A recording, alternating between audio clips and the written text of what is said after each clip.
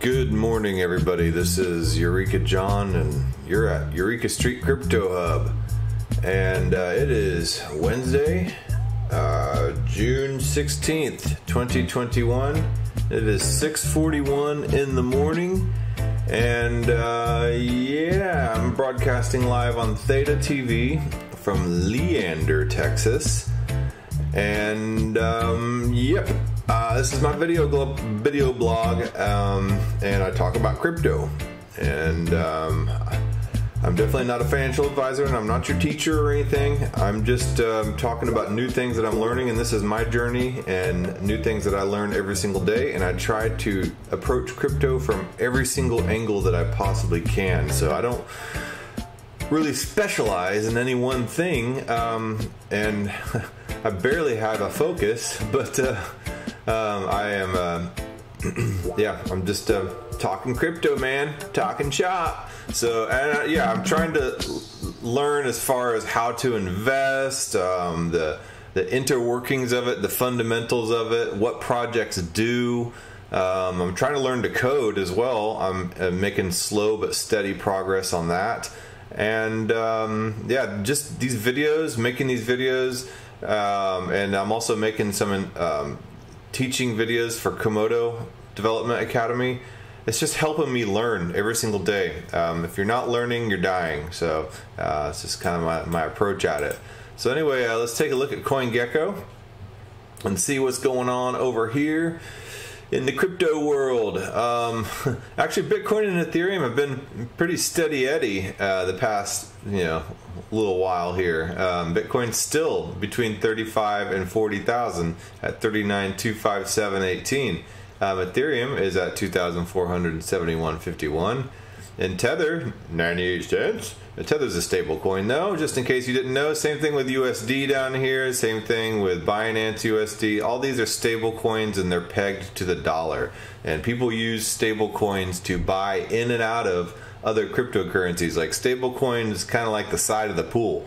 And whenever you feel like you're swammed out and you want to take a break, you go to the side of the pool, so you're not being tossed around by all the waves and the volatility, and getting splashed by little kids and stuff like that, or by big whales. So if you're tired of the volatility and metaphorically being splashed around, then you can go sit on the side for a while and take a break. Maybe go get a hot dog from the concession stand or whatever. You gotta wait 10 minutes after you eat that hot dog, though, before you swim, boys and girls. I've never known why. Like, I've always just jumped right back into the pool after eating, and I never got those cramps that'll make you drown that you're supposedly warned about as a kid. But apparently the threat is real, so watch out and wait 10 minutes after you eat, kids. Yeah. Anyway, I don't know. How did I get on that tangent? I don't know. Hey, it's early, man. It's actually late. It's 6:44 in the morning. I normally am on like around between about 5:30 and 6, but slept in a little today. I don't have my commute. It's Wednesday, so I work from home today. So thank God for that. I'm glad that people say, "Oh, just a wage slave, wage kook," all this stuff. No, man, I'm glad I have my 8 to 5 job. It means I don't have to like go around and look for sponsors to be able to do this and like beg and bum money for funding and all this stuff. I have a paycheck, and I dollar cost average my paycheck into some crypto, and I save some more, and then I pay my bills, and I get things that I need done taken care of, and then I can still wake up early and do this show and then research some stuff at night. So yeah, man, don't shame somebody for having a job, man. Just because you're rich and you have some opportunity and all that stuff doesn't mean you need to call other people wage kooks. So yeah, I just see people like that on Twitter, and I'm just like, God, dude, yeah, it must be nice, huh? So yes, I am a plebe, dude. I'm a middle class warrior, making waves, dude. All right. Anyway, so Cardano. $1.52, Dogecoin 31 cents. What's up, video tuber? Nice to see you this morning. And yep, it's a little later than usual, but it is what it is, man. So XRP 84 cents. Again, the stable coin, Polkadot 2305, Uniswap 2232, Bitcoin Cash 607.85, Litecoin dollars. It'd be cool if it was $1.6980 just for a day, so I could buy a bunch of it. $169.80. Solana 3812, Chainlink 2366, Polygon $1.53, Data Network 870, Stellar 32 cents, then ICP Cloud token 5527. Let's go down, scroll down, see if there's anything else I really want to talk about right now. Celsius 672. I need to up on my Celsius to increase my interest rate for some tokens that I have on the Celsius platform. Whenever I did that that CeFi loan on Celsius, I cashed in some Celsius tokens, and it put me below, because if you hold a certain amount of Celsius tokens on Celsius network, it drives your interest rate up. So if by holding it you can receive good APY, and you get better APY by holding Celsius network tokens. And so Theta Network 47 cents. Yeah, I don't know. Somebody mentioned the other day that they were holding Tezos, you know, and I used to hold Tezos, and I think Tezos has been about $3.19 for about 2 years now. I don't see that any Tezos has really done anything, and yeah, I just kind of got bored with it. But for me, it was like, oh, cool, proof of stake, you know, and I think it might have been one of the first proof of stake blockchains, and kind of a novel time. And you saw those videos back then on Coinbase, and it described what proof of stake is, and the bakers, and you know, and all that stuff. And you know, are you a baker? You know, do you bake cryptocurrency? And I was like, yeah, I do. So I bought some Tezos and I baked some cryptocurrency. And then all these other coins started offering staking, and so I thought those were a little better, and there was some better price action than Tezos, so I moved on. So let's go on to what is the subject of today. I was curious, somebody had asked a question, and let's see over here on the comments. I don't really want to go digging through my comments, but somebody said, is there I will take a look, because I want to give this person credit for bringing this idea to me. Well, somebody asked, can you talk about maybe a multi-sig wallet to leave in the event of death, and how do you set that up so people can have your, you know, inherit your crypto after you die? You know, I consider myself not really young, but I'm pretty spry, from, you know, so I'm a pretty healthy guy, active, no major issues, so I you know, don't think I will be dying anytime soon, knock on wood. But it's always good to plan and to you know, prepare for the inevitable. And let's see here. Let's go down. Where is this dang comment?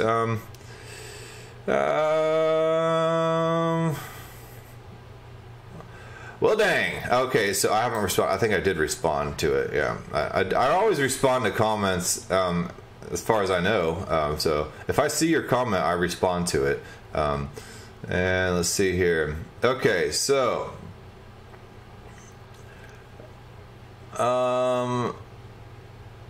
okay, couple things. This is by 1980. No, that's about DPR.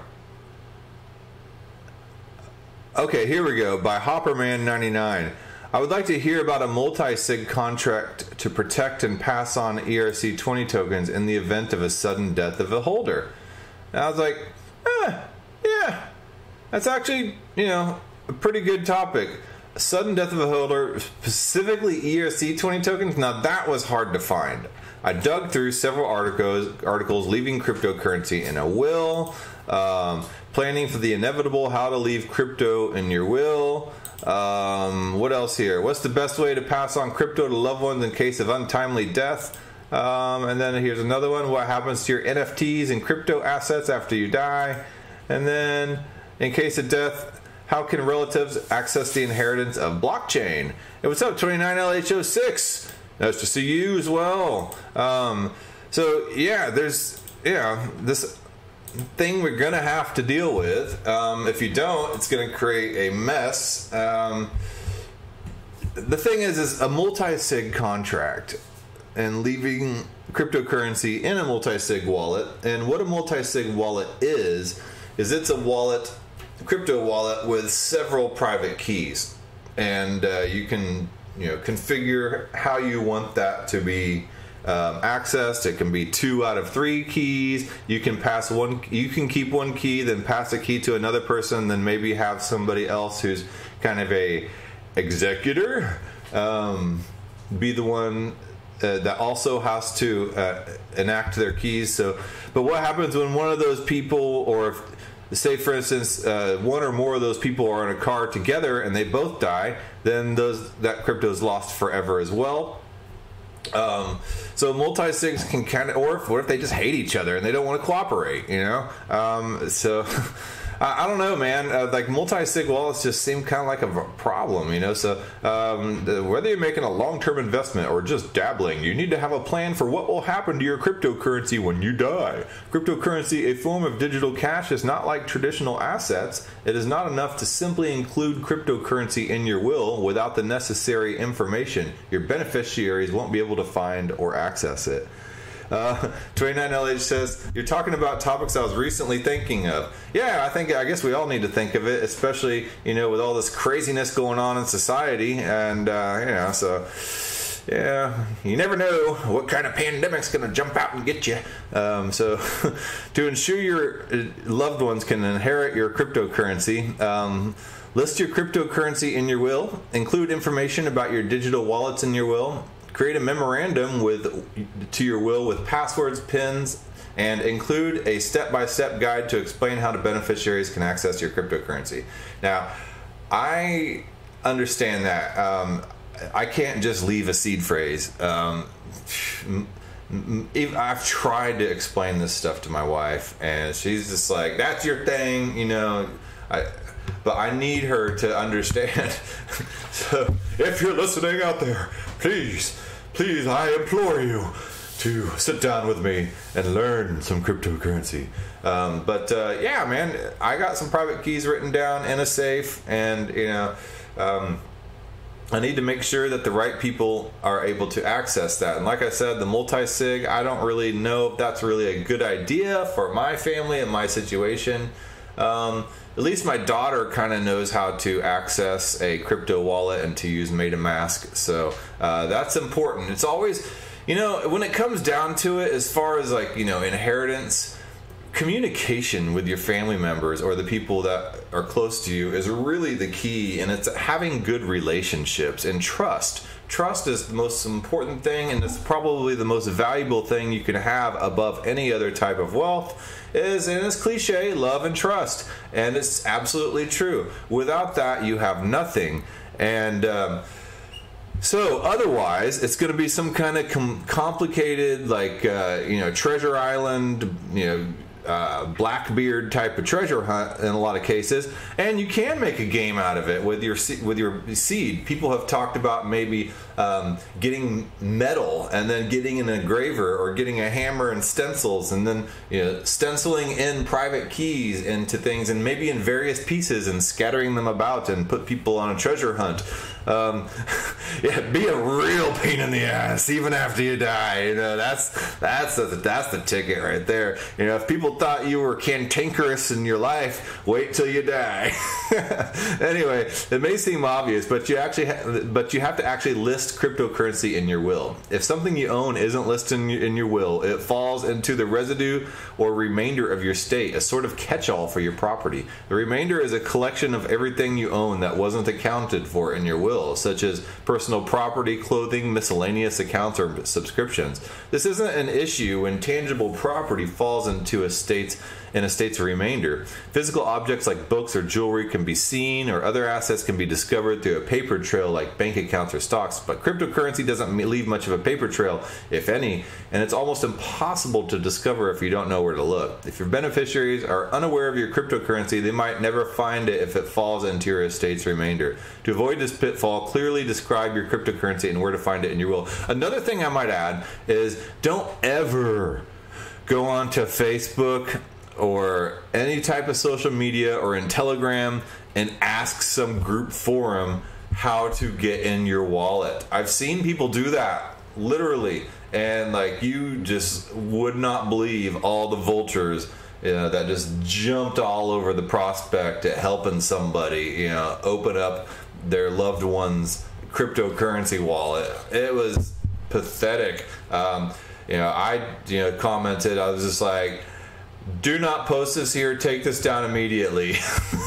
I am not going to help you, but please find some proper channels to do this, possibly maybe a centralized cryptocurrency exchange chat support room or something. So that's an idea. People have said that it's bad to use centralized exchanges and to keep your crypto on exchanges.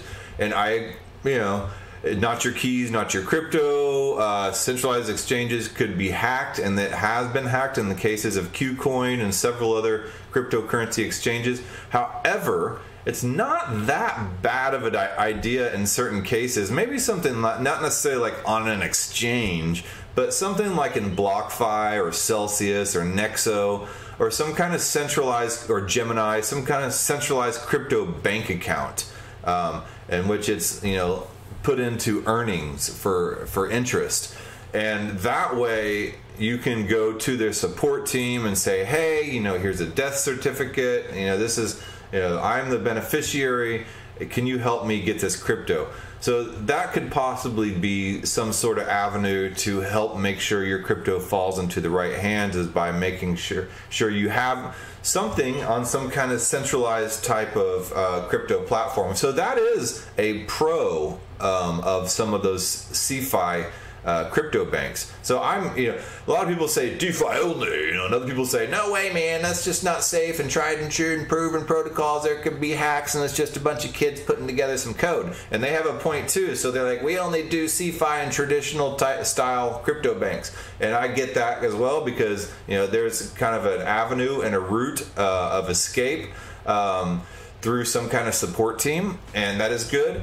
It's also a central point of failure, though, so it could be hacked, and it could be taken at the whim of whoever might be in charge of that centralized crypto bank. So, but yes, Gemini and Nexo, BlockFi, and Celsius are options. List your digital wallets in your will. In addition to the existence of your cryptocurrency, your will should also describe where to find it. Between the many types of digital wallets and the various online exchanges, your loved ones will be looking for a needle in a haystack unless you make it clear where your cryptocurrency is stored. Keep in mind that your wallet may be on a computer, smartphone, or requires certain device to access. It's important to include these devices in your will so that the key elements of your digital wallet stay together until your beneficiaries can access your cryptocurrency. You should also include any wallet backups in your will in case something happens to the original. Create a memorandum in your will. Cryptocurrency presents a unique challenge when adding it to your will: security. As wills go through probate, they become part of the public record, so including too much detail, such as the passwords and pins directly in your will, could create a security issue. That's a good point. Many crypto users are understandably leery about sharing this information for fear of getting hacked.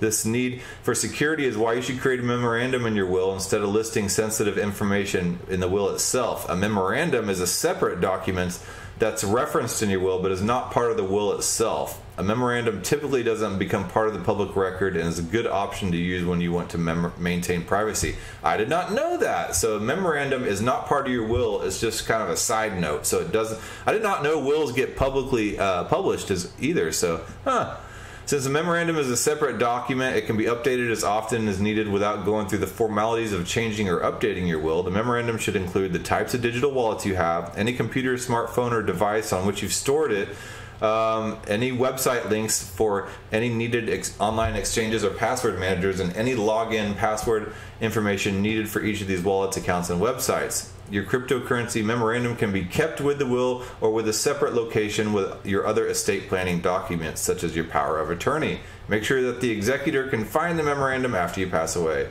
And then a cryptocurrency access guide. I think this is definitely one of the most important things. I will have to create some kind of cryptocurrency step 2, step 3, step 4, and then also PIN numbers. Don't forget this: the private key or the seed phrase is not the only thing that a lot of these wallets take. A lot of these wallets have PINs, and make sure you include those PINs or passwords. MetaMask has a password as well. So yeah. But you can just import with the seed phrase on MetaMask as well. Okay, so example cryptocurrency will provision. Okay, I leave all my cryptocurrency investments in crypto coins, tokens, and any other form of digital cash or any found in or on my cryptocurrency wallets. Insert name of beneficiary. And maybe include NFTs on there. My cryptocurrency might be stored on digital wallets, paper wallets, online exchanges, or combination of wallets and exchanges. The following items or devices may contain a cryptocurrency wallet, and you list, my PC, my desktop, my laptop, and my iPad or whatever. These items should not be distributed to any person until such time as cryptocurrency and digital cash or any information related to the access of my cryptocurrency is transferred to. I've created a separate writing from this will that explains how to access my cryptocurrency wallets and online cryptocurrency accounts. These documents need to be kept private as it contains passwords, PINs, and private keys needed to access my cryptocurrency.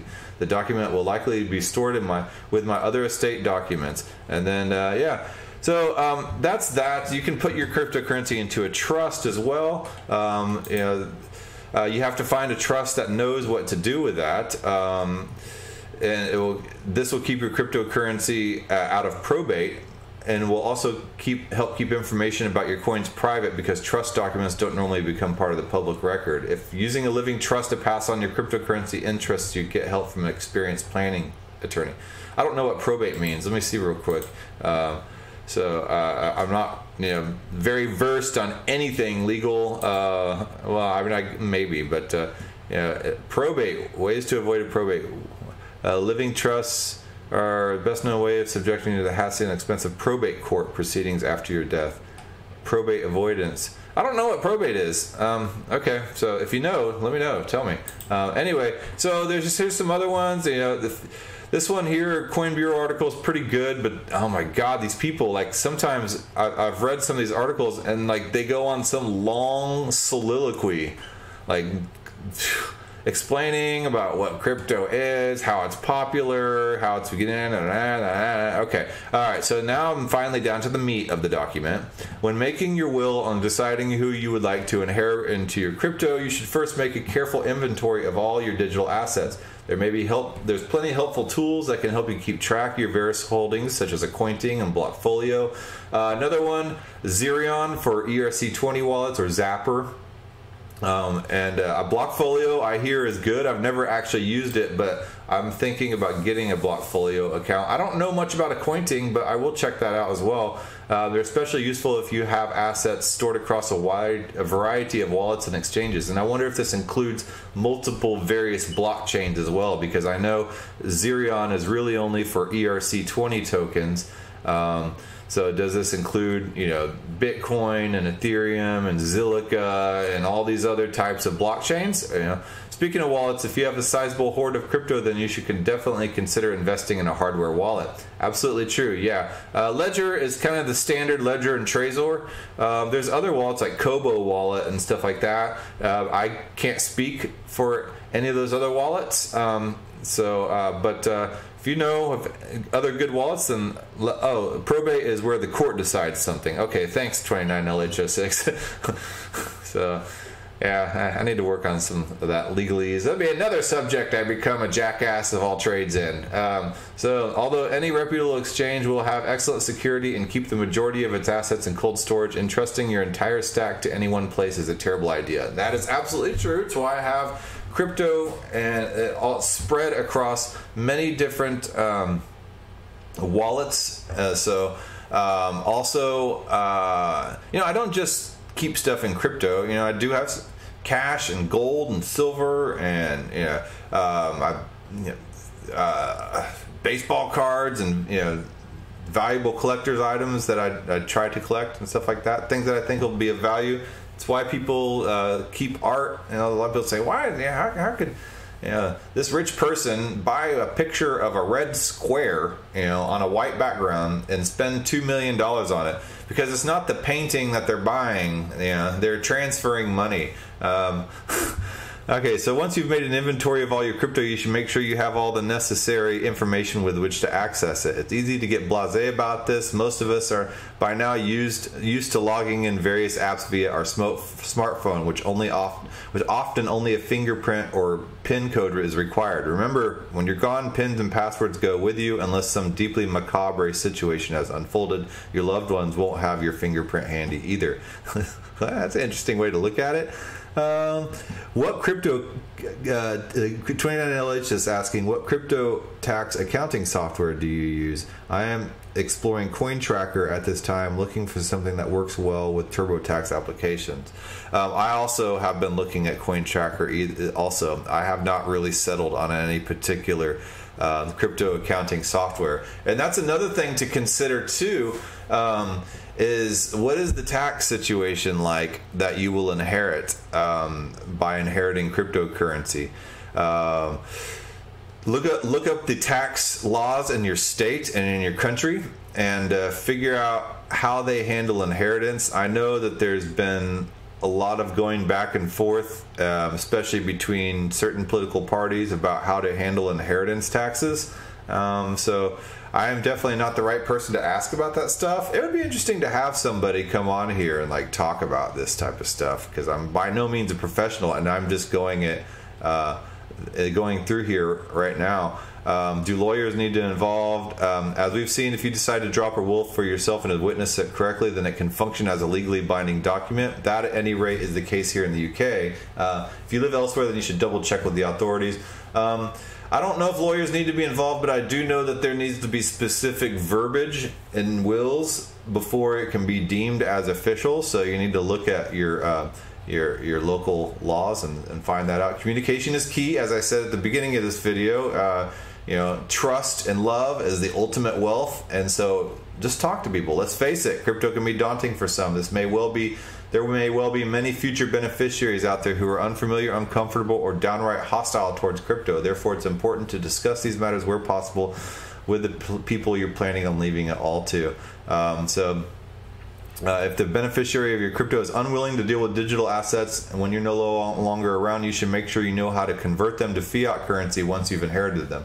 Okay, so there's some interesting ideas, some more fun ideas, since all that was kind of boring. All this stuff is boring to a lot of people. You don't want to think about this stuff like tax and death and stuff. But death and taxes, the two things that are inevitable, you don't really want to think about and manage during your life because it's just kind of boring, but it's got to be done. What's the best way to pass on crypto to loved ones in case of untimely death? An option such as safe haven. I've looked into different options such as safe haven, using paper wallets, printing out seed phrases and instructions. However, none of it seems to be foolproof enough. Safe haven, and then let's try crypto. Let's just see what pops up.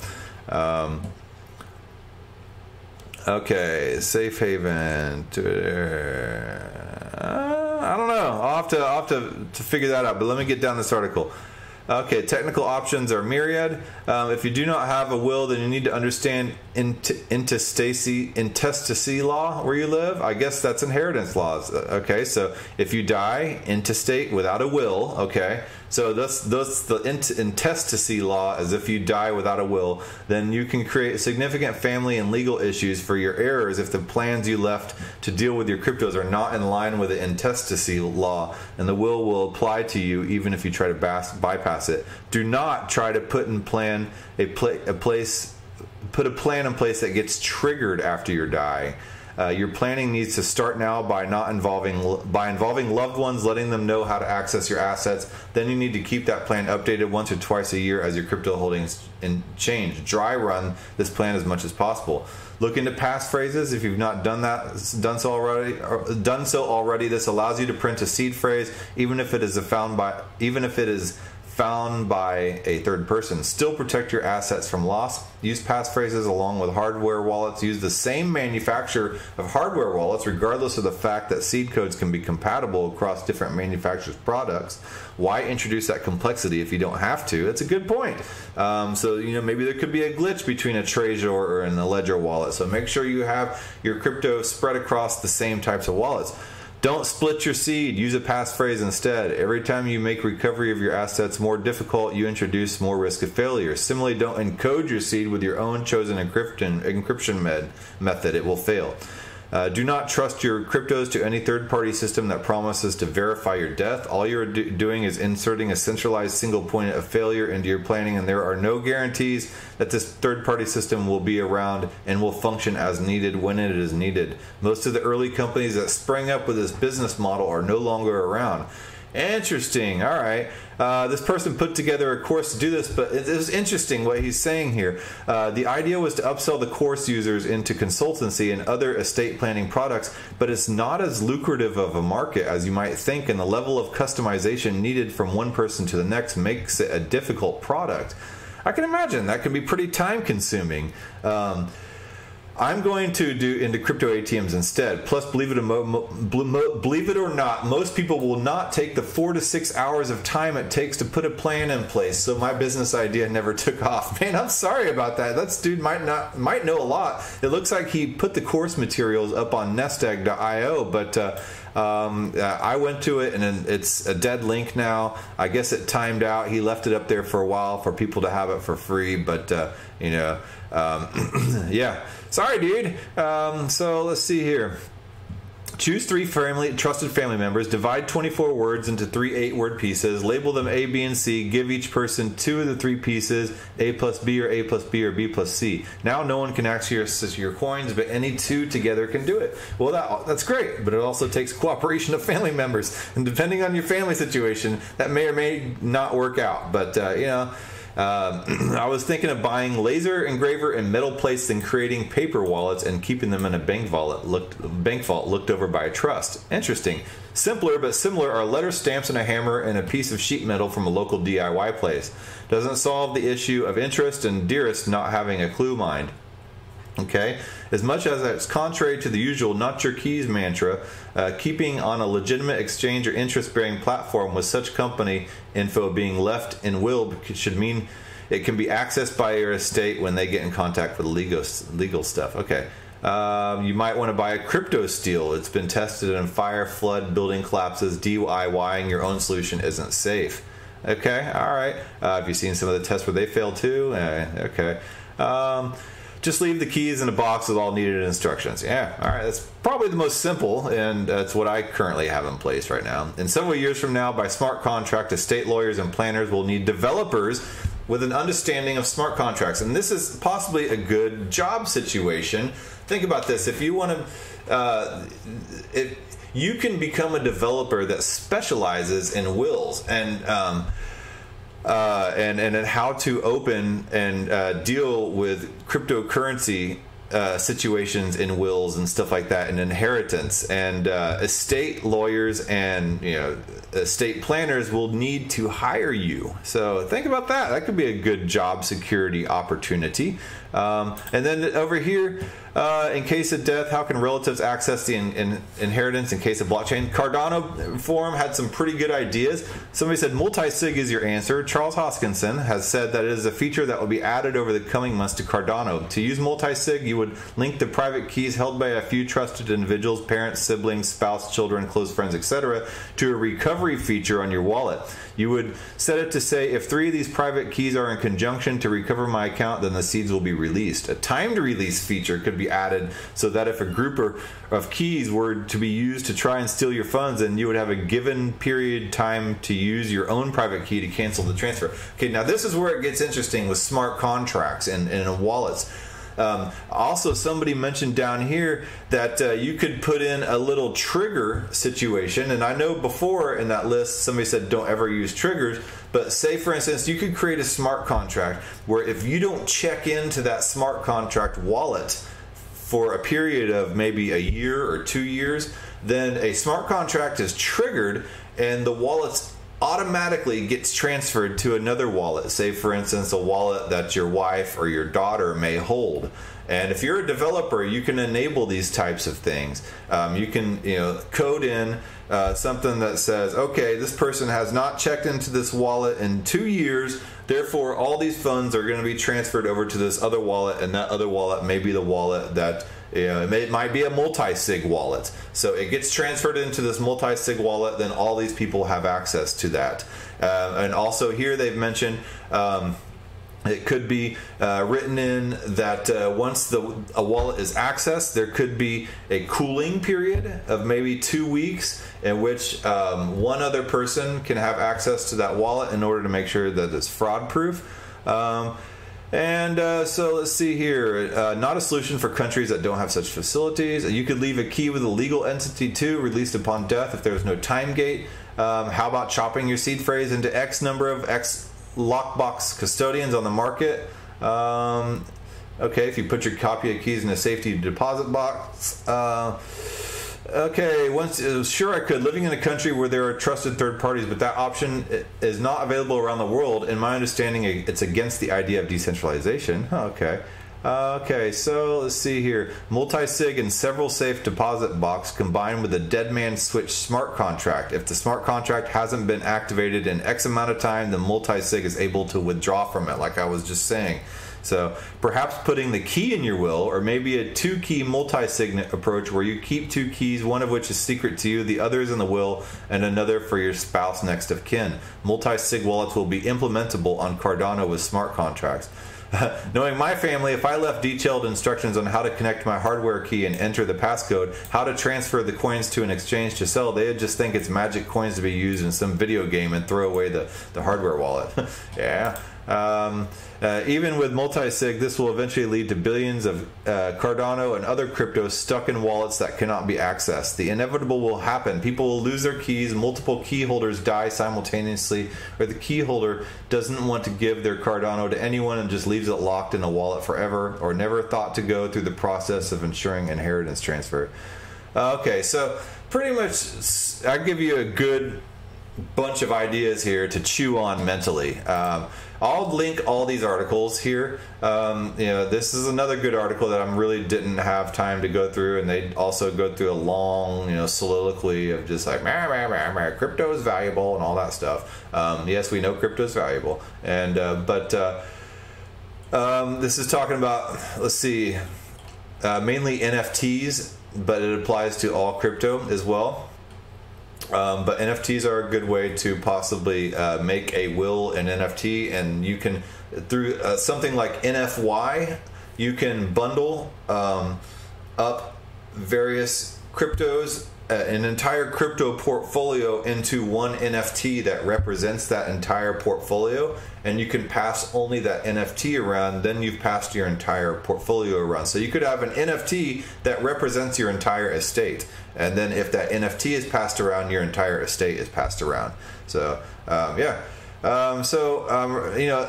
one of these articles mentioned that, I can't remember how much it is, but it is like many billions of dollars right now, not even in crypto, just in unclaimed estate that the government doesn't know what to do with. Figure this stuff out. Don't let it just disappear into the wind. Although it is good for if it gets burned, maybe as a burning mechanism. I don't know. Interesting topics. All right, so anyway, I got to get on with my day. I got to actually do some work today and clock in. So you guys have a good day. Okay, so yeah, good articles. Thanks. You will be posting these links and comments on Odyssey, I hope. Yes, I always post the links in my comments, so you will see those links in the comments. And good for you for watching it on Odyssey. I know YouTube's convenient, but right now convenience is getting us into trouble. with all this new stuff going on and this great reset and this new life and this economy that they're trying to bring in and shove on us at the cost of our souls, basically, because they're trying to bring in all this convenience in order to have tight control and grip on us. Learn to live with some inconvenience, folks, because things are going to get rowdy and tough. So you got to learn to be a little rowdy and tough yourself. If you aren't allowed in a baseball stadium because you haven't had the you-know-what, then so be it. Learn to live with a little bit of inconvenience and stuff like that. So, yes, that's all I got to say about that for today. All right, I will talk to you guys tomorrow.